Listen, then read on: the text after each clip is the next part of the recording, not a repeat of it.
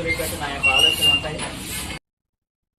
మహబూబాబాద్ జిల్లా వెమ్నూరు cross road సమీపంలోని వాహనాల తనిఖీల సందర్భంగా 300 గ్రాముల ఎండు గంజాయితో ఓ యువకుణ్ణి పోలీసులు అరెస్టు చేశారు. ఉత్తర తండాకు చెందిన భానుత్ చరణ్ భద్రాచలం ప్రాంతంలోని కొనుగోలు చేసిన గంజాయిని విక్రయిస్తున్నట్లు దర్యాప్తులో వెల్లడైంది. రూరల్ సిఐ అంజలి తెలిపారు. గంజాయిని స్వాధీనం చేసుకుని నిందితుడిని రిమాండ్కు తరలించగా సమాచారం అందించిన వ్యక్తికి 5,000 నగదు బహుమతి అందిస్తామన్నారు. ఈరోజు ఒక నమ్మదగిన ఏరియా సంతోష్ మరియు ఉమా వీళ్ళందరూ వెహికల్ చెకింగ్ చేస్తుండగా వేమ్నూరు క్రాస్ రోడ్ దగ్గర మనకు ఇన్ఫర్మేషన్ ప్రకారంగా అక్కడ చెకింగ్ చేస్తున్న సమయంలో ఒక వ్యక్తిని పట్టుకోవడం జరిగింది.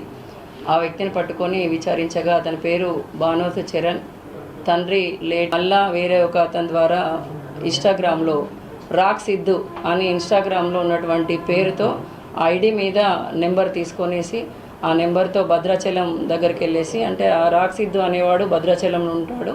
ఆ రాక్ సిద్ధు అనే పేరు ఐడి ద్వారా భద్రాచలం వెళ్ళి భద్రాచలం మాకు అనుమానాస్పద వాళ్ళు ఎవరైనా ఉన్నా, గాంజా తీసుకునే వాళ్ళు ఎవరైనా ఉన్నటువంటి వాళ్ళను టెస్ట్ చేయడం విషయంలో ఉపయోగించడంలో మొదటిసారి మేము ఈ అబ్బాయి మీద ఉపయోగించాము. దానిలో ఆ టెస్ట్ సారు ఇచ్చినటువంటి కిట్స్లో మాకు ఫస్ట్ టైము ఇతనికి పాజిటివ్ రావడం జరిగింది.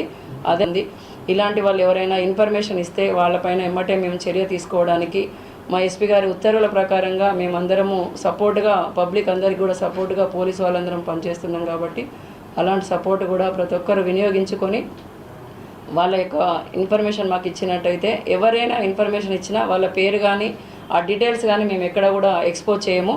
అంతేకాకుండా వాళ్ళకు మంచి విధంగా గిఫ్ట్ కూడా ఇవ్వడం జరుగుతుంది. కాబట్టి ఇదందరూ పబ్లిక్ ప్రతి ఒక్కరు కూడా ఆలోచించి ఈ విధానాన్ని ఉపయోగించి